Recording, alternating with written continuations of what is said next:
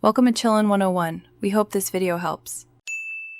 You start by confirming the Yuasa charger matches your battery chemistry and voltage. This matters because charging profiles differ.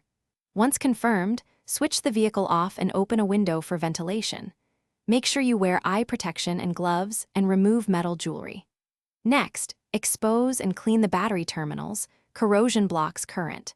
Connect the red clamp to the positive terminal first, then the black clamp to the negative or chassis ground. This reduces spark risk and prepares the circuit for charging.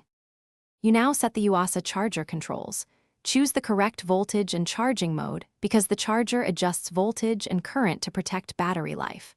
Then set the current limit. Smaller batteries use lower amps, larger batteries can accept higher amps. Follow the battery's recommended rate. Plug in and power the charger, confirm the status LEDs or display indicate charging, and start. Once charging begins, monitor for proper operation and any unusual heat or smells during the first 30 minutes to ensure safe progress. You finish by allowing the Yuasa charger to reach full charge or enter float mode. This prevents overcharging. Once indicated, power off and unplug the unit, then disconnect the black clamp first and red last to minimize sparking. After a rest, measure battery voltage, expect about 12. 6 volts at rest and 13. 214. 4 volts while charging, then perform a crank test. If charging fails, check inline fuses. Ensure clamps are tight and free of corrosion. Inspect charger fault codes. And consider